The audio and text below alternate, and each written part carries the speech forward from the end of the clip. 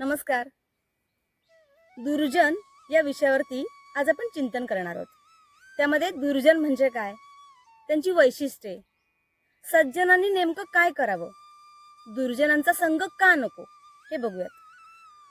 दुर्जन म्हणजे काय, तर दृष्ट व्यक्ती, दुसऱ्याचा घातपात करावा, नाही जमलं तर मत्सर करावा अशा स्वभावाचा. खळ, असाधू, दुष्कर्मी, दुराचारी असा व्यक्ती. हा व्यक्ती संतापी, क्रोधी, असमाधानी, वाईट चिंतणारा, दुसऱ्याचं वाईट चिंतणारा आणि जर दुसऱ्याचं वाईट झालं तर याला अत्यानंद होतो असा व्यक्ती. समजा वाघाने उपवास केला तर तो सोडण्यासाठी तो वाघ एखादा पशु मारणार, पशुला मारूनच उपवास सोडणार. सेम असाच दुर्जन व्यक्ती हा असतो. दुनियेत, या जगात क्रूरता जेवढी भरलेली आहे तेवढी सगळी या दुर्जनांच्या अंगात भरलेली असते. कुटिलपणा हा मूळ स्वभावच असतो त्याचा. जो चांगल्या कुळात जरी जन्माला आला तरी कुटिलपणा, दुष्कर्म करणं, दुसऱ्याचं वाईट चिंतणं हा मूळचा स्वभाव दुर्जन लोक कधीही विसरतच नाहीत, सोडतच नाहीत. दुसऱ्यांना उपद्रव देणं त्यांचं जन्मजात काम असतं आणि दुसऱ्यांना उपद्रव देऊनच त्यांना समाधान मिळत असतो. अशी कुटील, क्रूर, असमाधानी ही दुर्जन मंडळी असते. दुर्जनांच्या कपाळावर कपट, छळ, दृष्ट, पापी यातलं काहीही लिहिलेलं नसतं. माणसांच्या गर्दीत ते लक्षातही येत नाहीत.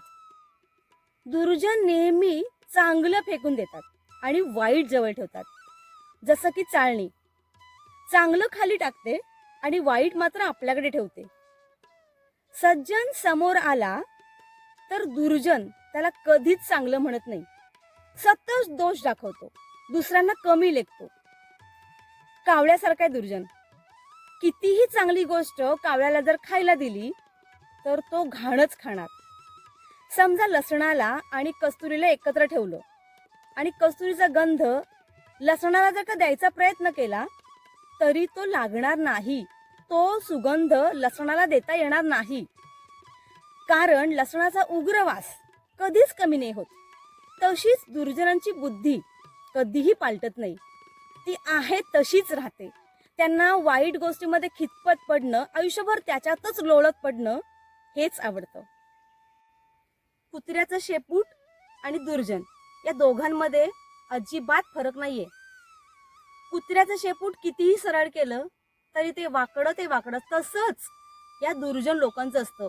त्यांना कितीही चांगल्याची संगत मिळाली, कितीही चांगले विचार त्यांना मिळाले तरीही ते स्वतःमध्ये काहीही बदल करून घेत नाहीत. दुर्जनांची उदाहरणं द्यायची झाली ना तर डोळ्यासमोर येईल की मंथरा. तिला कैकईला उपसवण्यामागे तिचा काहीही फायदा होण्यातला नव्हता. तिला काही राज्य मिळणार नव्हतं किंवा काही मिळणार नव्हतं, पण तरी सुद्धा उपद्रव करून लोकांना त्रास देणं, चाललेला नीट संसार बिघडवणं, एखाद्याच्या घरात चांगले सुखाचे दिवस असतील, चांगले गोकुळासारखे नांदत असतील, त्या घरात जाऊन मिठाचा खडा टाकणं, याला उपसवणं त्याला उपसवणं, याच्याबद्दल हे सांगणं ते सांगणं, हेच उपद्रव हे दुर्जन लोक करत असतात. मंथरा झाली, अश्वत्थामा झाला, चांगल्याची संगत होती त्याला, तरी सुद्धा आज भगवंताच्या शापामुळे अजूनही रानोरान भटकतोय. आपण खरं खोटं हे देवच जाणे.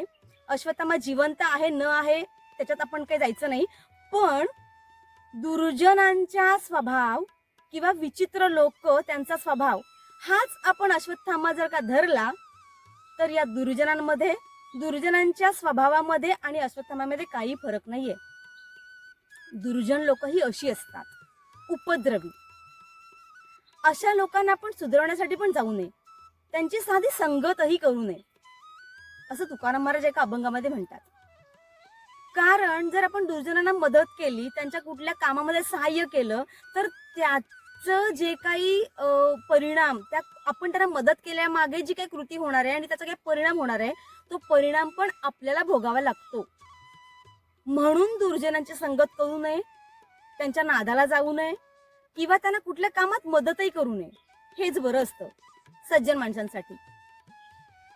दुर्जन माणसांचं कसं असतं, एक वेळ लोखंड दुभंगता येईल, वितळवता येईल, त्याचे 2 तुकडे करता येतील.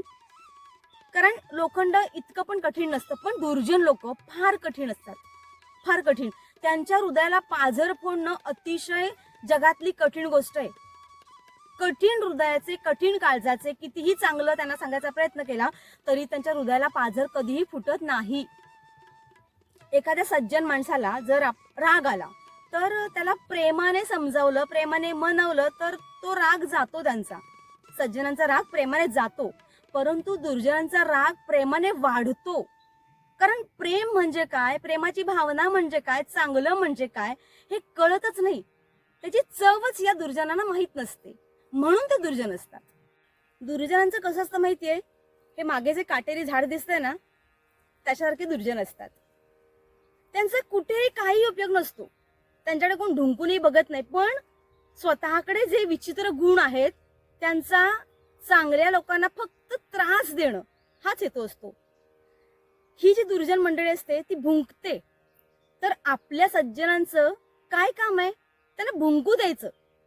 जे काही त्रास देतात, जे काही भुंकतायत त्यांना ते भुंकू द्यायचं, पण त्यांच्या कृतीला बळी न पडता त्यांचं नाक मात्र जरूर कापायचं. कारण दुर्जनांची संख्या कमी करणं सज्जनांचंच काम आहे. दुर्जनांची संख्या कमी झाली तरच सज्जनांची संख्या वाढणार आहे आणि दुर्जन कमी होणार आहेत. सज्जनांना नष्ट केल्याशिवाय दुर्जनांना मोठेपणा मिळत नाही.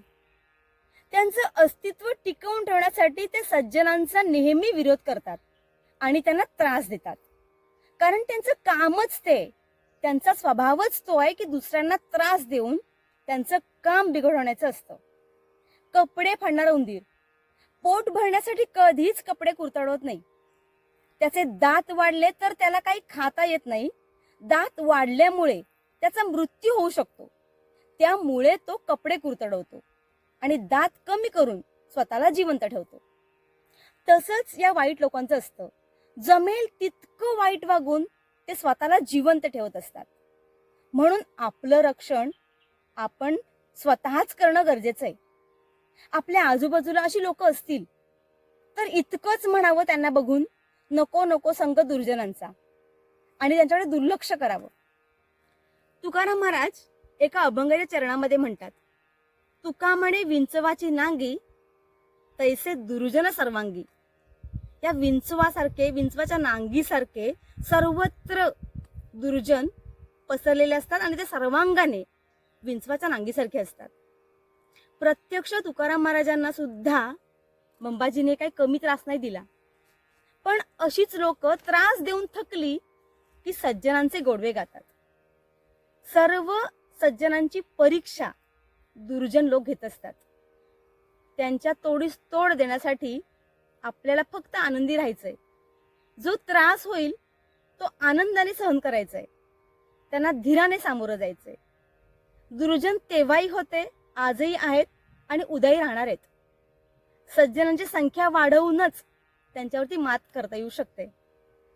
असे सज्जन जगामध्ये असतील त्यांच्या संगतीत आपण राहावं, दुर्जनांची संगत कधीही करू नये.